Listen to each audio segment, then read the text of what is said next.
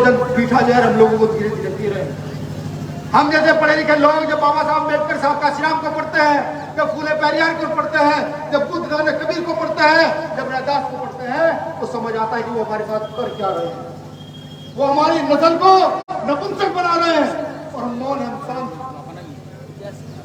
कुछ मेरे भाई 5 साल में एक बार उनसे नशा लेकर के पी लेते हैं, खा लेते हैं।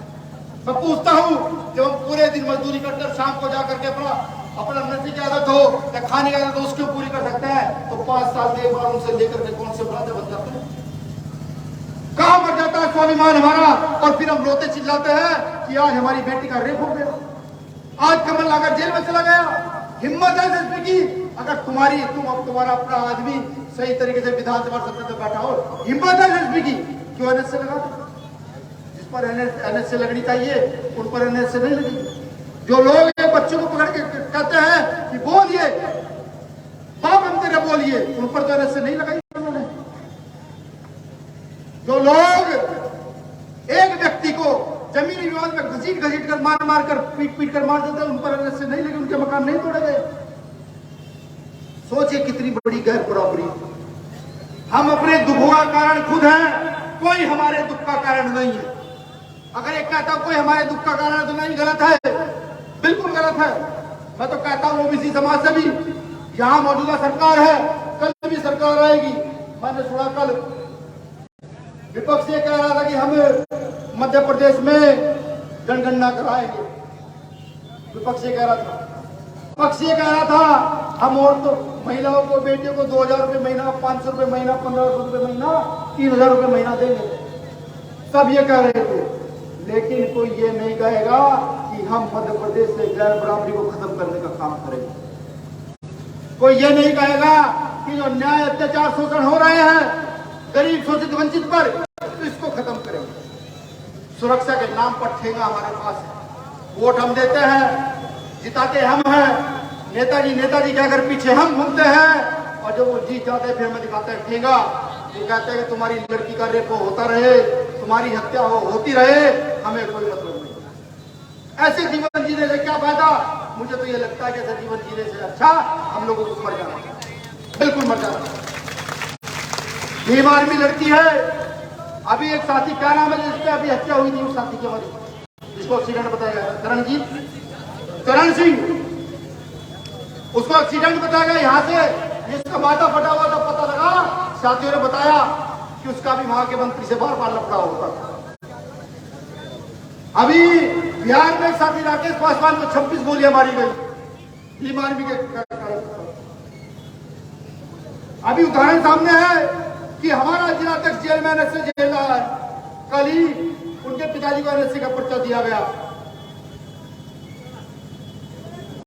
हम जिंदा होने का सबूत पेश कर रहे हैं कि भीम आर्मी के लोग इस देश में जिंदा हैं। हम जिंदा होने का सबूत पेश कर रहे हैं। हम अन्य राजनीतिक दलों के भांति या सामाजिक, मैं बुरा नहीं कह रहा हूं, कोई ये ना समझे अन्य सामाजिक राजनीतिक दलों के लोग भी होंगे, मैं बुरा नहीं कह रहा हूं, लेकिन हम अन्य दलों की भांति अपने आंदोलन को सिर्फ जुबान से नहीं लड़ना चाहते, हम अपने आंदोलन को सड़कों पर लेना चाहते हैं। जो ये कहते हैं कि न्याय करते रहेंगे, तो हम ये कहते हैं भाई हम अन्याय सहने में सक्षम नहीं है। मैं तो अपील करता हूं आपसे, कहता हूं मध्य प्रदेश के साथियों से कि करो तैयारी, घेरेंगे संसद और विधानसभा घेरेंगे। आप भोपाल में विधानसभा घेरेंगे, वहीं बैठकर पूछेंगे, कहेंगे प्रशासन को बजा लाठी जितनी बजानी, हम चलेंगे जेल, सारे मिलकर चलेंगे जेल, पूछेंगे। जिंदाबाद जिंदाबाद। एक दिन खोल लीजिए अपनी भैंस, अपनी बकरियां, अपनी गायें, अपने सुअर या जो भी जानवर घर में हो, एक दिन खोलकर चल दीजिए भोपाल की तरफ। भोपाल की सड़कों में खूंटे गाड़ कर वहीं पर बैठेंगे और पूछेंगे कि अगर जानवर भूखे मरेंगे तो हम क्यों मरेंगे, लेकिन विधानसभा ठाल लीजिए। मैं ये कहता हूं, 1 घंटे मध्य प्रदेश क्या, ये भारत 1 घंटे आप लोगों को झेल नहीं पाएगा। 1 घंटा सदगुरु रविदास आंदोलन याद होगा, जब 650 साल पुराने गुरु घर पर बुलडोजर चलाया गया और हम दिल्ली में पहुंचे, पूरे देश से 15-20 लाख लोग, तो कोई संभाल नहीं पाया, सुप्रीम कोर्ट को 1 दिन में निर्णय वापस करना पड़ा। 2 अप्रैल याद होगा, हम जागे 2 अप्रैल में सड़कों पर निकले, 13 भाई शहीद तो हुए, लेकिन सुप्रीम कोर्ट को एक दिन में निर्णय वापस करना पड़ा था। ये इतिहास हकीकत लिखा हुआ। अपनी ताकत को पहचानने का काम कीजिए, दूसरे के भरोसे मत चलिए, खुद के बीच का नेता पैदा कीजिए। बाबा साहब अम्बेडकर जिस वंशानुगत प्रणाली के खिलाफ थे, जिस पितृसत्तात्मक प्रणाली के खिलाफ थे, उसके खिलाफ आप भी हो जाएंगे। नेता का बेटा नेता नहीं होगा, मंत्री का बेटा मंत्री नहीं होगा। इस थ्योरी पर काम कर लीजिए, मैं लिख कर दे देता हूँ, हर गली हर बोलने में देता हूँ। और ये सिर्फ मैं बहुजन समाज या दलित समाज के लोगों को नहीं कह रहा, मैं ये सोच समाज के लोगों को भी कहता हूं कि अगर आपको भी इस देश के हित में काम करना है तो भारत माता की जय चिल्लाने से कुछ नहीं होने वाला। आप गरीब शोषित वंचित के लिए लड़ना शुरू कर दीजिए। हो सकता है 1 पीढ़ी दफन हो जाए, हो सकता है 2 पीढ़ी दफन हो जाए, लेकिन जिस दिन यहाँ का शोषित वंचित वर्ग खड़ा होगा तो ये देश पुनः सोने की चिड़िया होगा।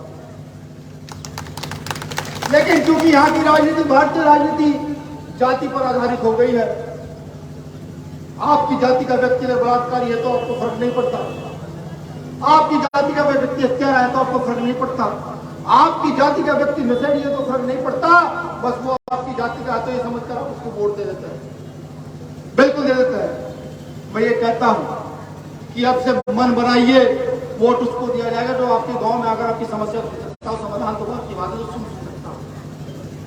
और मैं गर्व से कहता हूं, मेरा सीना चौड़ा होता है जब मैं भीम आर्मी का नाम लेता हूं और अपने कार्यकर्ताओं का नाम लेता हूं कि मेरा एक कार्यकर्ता, गरीब कार्यकर्ता भी अगर रात को 10 बजे उसके बाद फोन आता है और उसकी बाइक में तेल नहीं तो साइकिल उठा करके गांव में जाता है, उसका क्या बात। और मैं गौरवान्वित भी हूं कि यहाँ जो चेहरे मेरे नेता यहाँ बैठे हुए हैं इस मंच पर, इनके बाप दादा कोई मंत्री मिनिस्टर नहीं रहे, कोई व्यापारी बड़े अधिकारी नहीं रहे, ये सब गरीब परिवारों के लोग जो यहाँ बैठे हुए हैं। और ये भी वादा करता हूं आपसे कि ये चेहरे आपको एक दिन विधानसभा संसद में दिखेंगे और जो मैं क्या कर जा रहा हूँ आप लोग याद रखेंगे कि आपके एक बेटा आया था कुछ क्या करने गया। और जिस तरीके से इस मंच पर मेरा कार्यकर्ता दहाड़ता है, उसी तरीके से संसद विधानसभाओं में दहाड़ने का काम करेगा। एक बार देख कर मन बनाइए काशीराम साहब के सपने को पूरा करने का।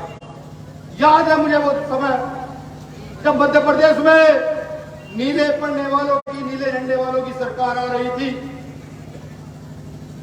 लेकिन नीले पढ़ने वालों ने, नीले झंडे वालों ने ही उस सरकार को आने नहीं दिया अपने स्वार्थ के लिए। याद कीजिए मध्य प्रदेश के लोग, खुलकर कहूंगा तो बुरी लगेगी, जो पुराने लोग यहाँ बैठे हुए हैं पूछेगा जो वो बच्चा है तो वो गलत क्या कर गया, सही याद कीजिए, युवा पीढ़ी याद कीजिए। अब संगठित होने का समय है। वो लोग संविधान के खिलाफ बयान देते हैं और फिर बयान वापस ले लेते हैं। वो हमें बार बार दुत्कारते हैं कि जिस गुलामी के लिए हमने 5000 वर्ष युद्ध लड़ा और तब तक कहीं जाकर के बाबा साहब अम्बेडकर ने अपनी ना जाने कितनी पीढ़ियां कुर्बान करके संविधान रूपी हथियार दिया और कहा ये तुम्हारी गुलामी दूर करेगा। वो उसको बदलने की बात करते हैं और हम शांत रहते हैं, हम मरने से डरते हैं। याद कर वो समय जब खाट पर नहीं बैठने दिया जाता, याद कर वो समय कि वैसे तो हमें छूने का अधिकार नहीं था, लेकिन अगर घर में बेटी सुंदर हो गई तो उसको महलों में ले जाने का अधिकार में लोगों को था। याद कीजिए, मैंने पहले ही कहा, कड़वी कहूंगा सच कहूंगा, कम से कम जमीन तो जागे मेरे समाज का, कुछ तो जिंदा हो, कुछ तो ये लगे कि क्या लड़ाई चल रही है। आप क्या समझते हैं इस देश में हिंदू मुसलमान की लड़ाई है? इस देश में हिंदू मुसलमान की लड़ाई कभी रही नहीं। ये मैं नहीं कहता, इतिहास कहता। इस देश में लड़ाई अगले पिछड़ों की रही है, इस देश में लड़ाई बौद्धों की, और इस देश में लड़ाई मनु की रही है। इस देश में लड़ाई बराबरी गैर बराबरी की रही है। वो लोग भ्रमित करते हैं, आप लोगों को भ्रमित करते हैं। वो जानते हैं कि इतनी बड़ी आबादी अगर एक बार एक हुई तो क्या होगा। मैं पूछता हूं आपसे, अपना फोन निकालिए, यार दोस्त रिश्तेदार अपने गांव में फोन मिलाइए और पूछिए क्या किसी का कोयले की खदान में कोई हिस्सा है, ठेकेदारी है? पेट्रोलियम की खदान में कोई ठेकेदारी है? सोने की खदान में कोई ठेकेदारी है? मैग्नीशियम की खदान में, लोहा की खदान में कहीं कोई हिस्सेदारी का नाम है? अगर जवाब मिल जाए, जितने यहाँ सब है, ये चुनौती आप लोगों के लिए, अपने यार दोस्त रिश्तेदार, अपने गांव में भी सबके पास घर जाइएगा, कोई किसी भी जाति का पूछेगा जाकर क्या है, क्या मिलेगी नहीं, वो चंद लोगों के पास है और वो चंद लोग उसका आनंद ले रहे हैं। आप जानते हैं राजनीति का क्या मतलब है?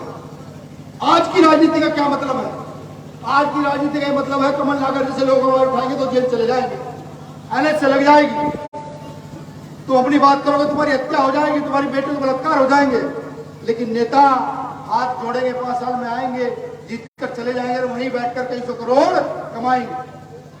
जानते हो कई सौ करोड़ किस लिए होता है? दलितों के लिए, आदिवासियों के लिए, पिछड़ों के लिए स्पेशल प्लान बनते हैं, ये गवर्नमेंट कर्मचारियों के लिए स्पेशल प्लान बनते हैं, उसी की रिश्वत कटौती होकर के नेता अपना पेट भरते हैं। हाँ, हो सकता है इस स्टेटमेंट में मेरी हत्या हो जाए, कोई भ्रष्टाचार छेड़ दिया है, इस देश का सबसे बड़ा अभिशाप जानते हैं क्या? भ्रष्टाचार। मैं तो कहता हूं सरकारी कर्मचारियों से भी, अगर आप देशभक्त हैं तो जिस कुर्सी पर आप बैठे हैं उस कुर्सी पर रिश्वत लेना बंद कर दीजिए, बस आप देशभक्त बन जाएंगे।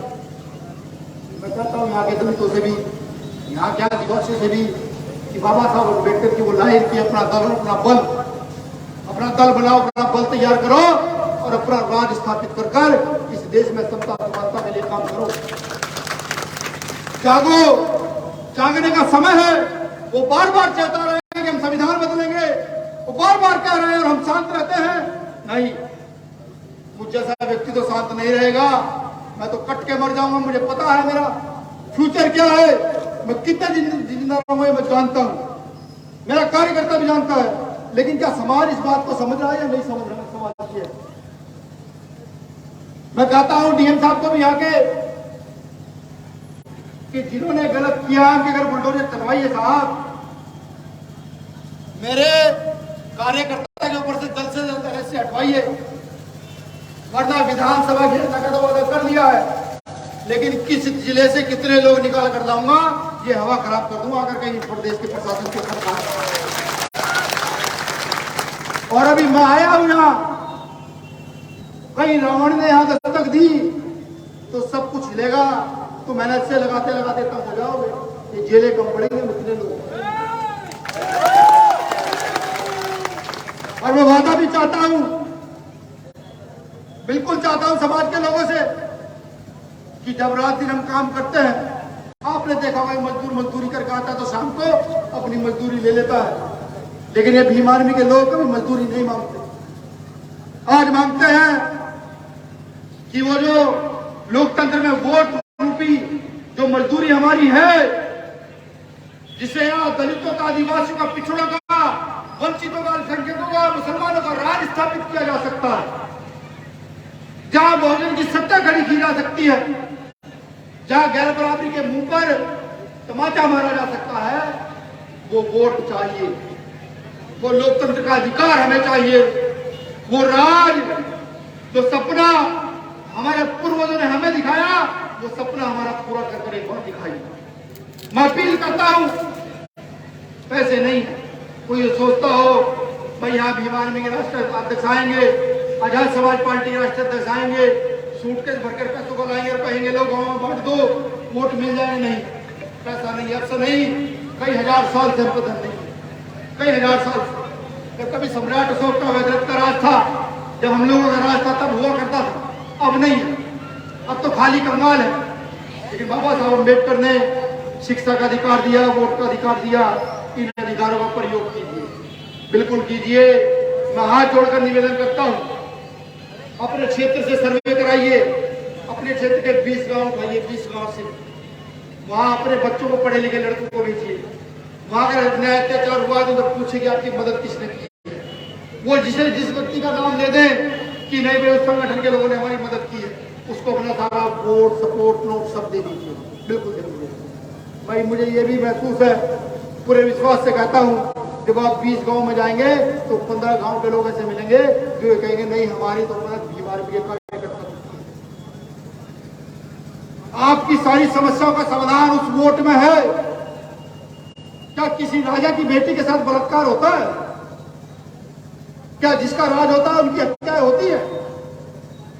ये तो सरकारी जमीन पड़ी है, जहां आज यहाँ के शोषित वंचितों की छोटी छोटी दुकानें, जो छोटे छोटे रूप में खेतियां करते हैं, वो है वो जो छीनी जा रही है। अभी साथी मुझे दिखा रहा था कि पिछले 100 साल से मेरे बाप दादा इस पर खेती करते आ रहे हैं। सन 2018 में आगे ने छीन ली। पिछले 100 साल से आजादी से पहले से 3 नस्लें चली गई होंगी, 3 नहीं तो 2 नस्लें तो बिल्कुल नस्तेनाबूद हो गई होंगी वो जमीन छीन। अरे अपनी सत्ता स्थापित करो। जिन गरीबों पर जमीन नहीं है, एक साइंस से उनको जमीन दे दो। जहां पढ़ने की व्यवस्था नहीं है, एक साइंस से स्कूल कॉलेज खुलवा दो। और जहां चिकित्सा स्वास्थ्य की ऊपर व्यवस्था नहीं है, वहां एक साइंस से हॉस्पिटल खुलवा दो। ये ताकत है आप लोगों के अंदर। अगर आप चाहें तो वो आपका एक वोट आपके गली का खरौंजा सुधार सकता है, आपके गांव में पड़ा हुआ खराब नल ठीक करा सकता है। अगर वो चाहे वो आपका एक वोट इस देश से भ्रष्टाचार मिटा सकता है। वो चाहे आपका एक वोट आपके द्वारा हो रहे शोषण को खत्म कर सकता है। मैं जानता हूं कुछ साथियां बैठे होंगे, वो कह रहे होंगे आया था आंदोलन में बात राजनीति की करने लगा। ये भी समझाऊंगा कि ये बात कहां से कैसे क्यों हमारे दिमाग में डाली गई। लोकतंत्र में जिनकी आबादी ज्यादा है उनकी ताकत भी ज्यादा है।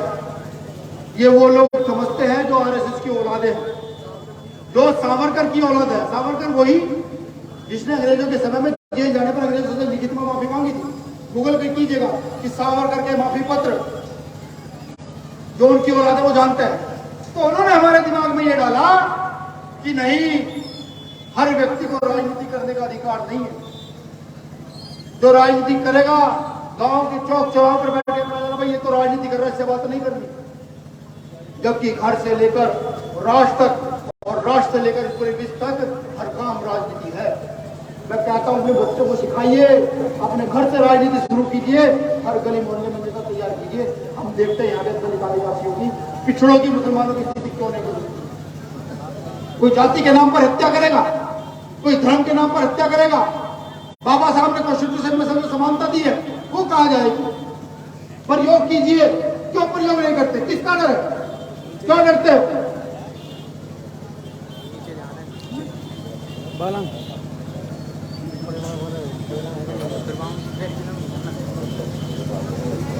किससे क्यों डरते हो?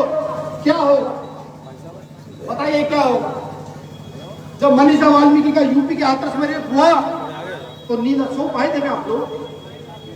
इससे मर जाना अच्छा नहीं है कि एक बेटी का रेप होता उसका मुकदमा दर्ज नहीं हो पाता जब तक उसका समाज सड़कों पर ना निकले। आपने भी तो यहाँ कैंडल जलाई,